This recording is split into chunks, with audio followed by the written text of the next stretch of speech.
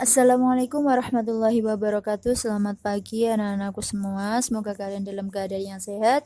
Hari ini kita akan kembali belajar pendidikan agama Islam dengan materi beriman kepada Allah dan Rasulnya.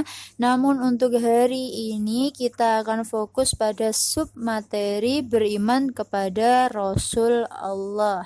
Sebelum kita mengawali pembelajaran hari ini, mari kita membaca doa sebelum belajar bersama-sama.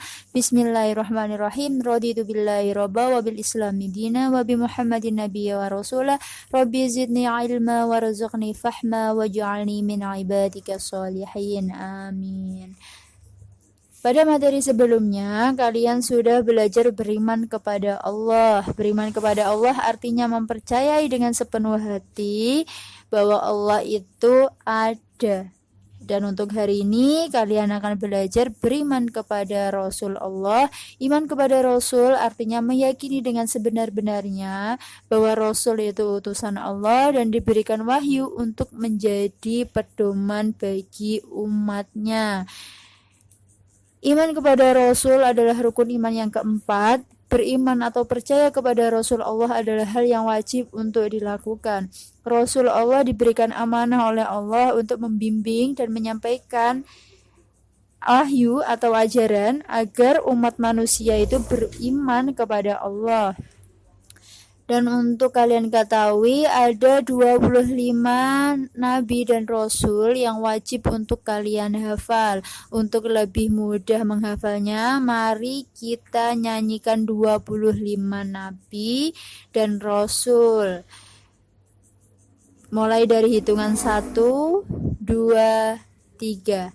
Adam, Idris, Nuh dan Hud, Soleh, Ibrahim, Lut, Ismail, Ishak, Yakub dan Yusuf, Ayub, Su'aib dan Musa, Harun, Zulkifli dan Daud, Sulaiman, Ilyas, Ilyasa, Yunus dan Zakaria, Yahya, Isa dan Muhammad.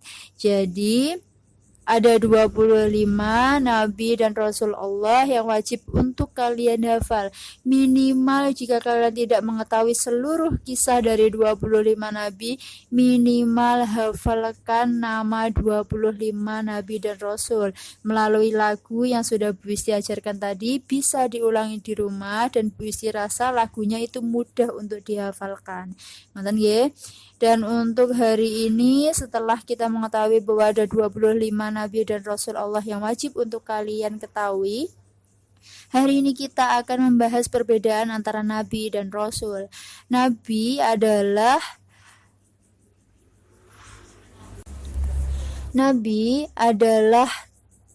kata yang berakar dari bahasa Arab yaitu naba yang artinya ditinggikan. Maksudnya Nabi adalah seorang laki-laki yang ditinggikan derajatnya oleh Allah dan diberikan wahyu oleh Allah, namun Nabi tidak diperintahkan untuk menyampaikan kepada umatnya.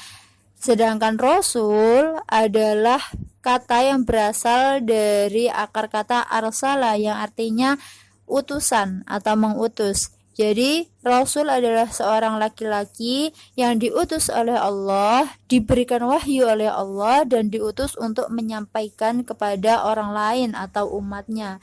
Perbedaan lain antara nabi dan rasul yang pertama, nabi itu belum tentu rasul, sedangkan rasul itu pasti seorang nabi. Lalu yang kedua, nabi tidak memiliki umat, sedangkan rasul itu pasti memiliki umat. Lalu yang ketiga, nabi itu memiliki 3 sifat wajib, yaitu siddiq yang artinya jujur, kemudian amanah artinya dapat dipercaya, dan yang ketiga adalah fatonah yaitu cerdas. Sedangkan Rasul memiliki 4 sifat wajib, yaitu siddiq, amanah, fatonah, dan yang terakhir ada tabligh, yang artinya menyampaikan. Perbedaan yang terakhir, Nabi tidak wajib menyampaikan wahyu yang didapatkan, sedangkan Rasul itu wajib menyampaikan wahyu yang didapatkan. Dan dari 25 nabi dan rasul Allah, ada 5 rasul yang diberikan gelar ulul azmi. Gelar ulul azmi diberikan sebab Rasul Allah ini memiliki kesabaran dan ketabahan yang luar biasa dalam proses melaksanakan perintah Allah, yaitu menyampaikan ajaran Allah kepada umat atau kepada manusia.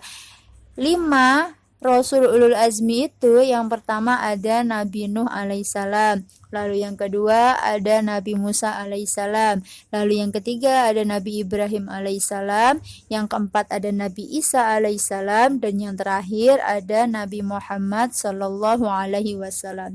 Jadi ada 5 Rasul yang diberikan gelar ulul azmi sebab memiliki kesabaran dan ketabahan yang luar biasa. Sebagai contoh, seperti yang kalian ketahui, Nabi Muhammad, sejak Nabi Muhammad menerima wahyu yang pertama, kemudian menyampaikan kepada orang lain, tidak dalam satu hari pun Nabi Muhammad itu tidak mendapatkan cobaan. Banyak cobaan, banyak kejahatan yang Nabi terima, mulai dari diberi duri, kemudian diludahi, kemudian dilempar batu hingga berdarah. Namun Rasulullah tidak pernah berhenti untuk bersabar dan teguh dalam menjalankan apa yang diperintahkan oleh Allah, yaitu menyampaikan ajaran Allah. Jadi setelah kita belajar untuk beriman, percaya bahwa Rasul Allah itu sebenar-benarnya merupakan pembawa wahyu yang menyampaikan wahyu kepada kita. Hari ini kita juga belajar bahwa sesungguhnya kita harus meneladani walaupun hanya sedikit dan hanya secuil ketabahan dan kesabaran para Rasul Allah, setidaknya kita bisa meneladaninya dalam kehidupan sehari-hari. Seperti contoh, jika melakukan pembelajaran daring itu melelahkan, sulit, tapi kalian tahu bahwa menuntut ilmu, mencari ilmu itu adalah sesuatu yang diharuskan oleh agama. Maka dari itu kalian melakukannya dengan ikhlas walaupun sulit. Setiap hari bangun pagi, tidak berjumpa dengan guru, hanya jumpa dengan HP, kemudian mendengarkan guru hanya lewat suaranya, tidak bisa tatap muka, namun yakin dan bersabarlah. Itu salah satu meneladani sifat bagaimana Rasul-Rasul Allah itu sabar dan tabah dalam menghadapi ujian. Termasuk pembelajaran daring ini juga ujian bagi kalian. Jadi mulai hari ini jika sudah mengetahuinya, mari mulai detik ini kita belajar untuk teguh dalam belajar setiap hari.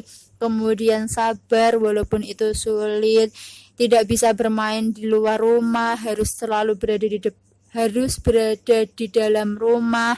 Sabar, karena sesungguhnya ini semua juga merupakan usaha kita agar kita tetap selamat dan tetap sehat. Nonton nggih? Itu contoh yang bisa kalian terapkan dalam kehidupan sehari-hari. Hanya secuil yang bisa puisi sebutkan, walaupun sebenarnya banyak contoh dari kesabaran dan ketabahan yang bisa kalian lakukan sehari-hari untuk meneladani kesabaran dan ketabahan Rasul-Rasul Allah dalam menjalankan apa yang Allah perintahkan. Jadi seperti itu pembelajaran hari ini yang kalian dapatkan. Berusahalah untuk menjalankan apa yang Allah perintahkan, walaupun itu sulit, walaupun itu berat, walaupun itu sangat menyakitkan, karena sesungguhnya apa yang Allah perintahkan itu pasti baik dan pasti ada pahalanya. Untuk pembelajaran hari ini cukup seperti itu. Semoga apa yang Bu Isi sampaikan bermanfaat bagi kalian. Wassalamualaikum warahmatullahi wabarakatuh.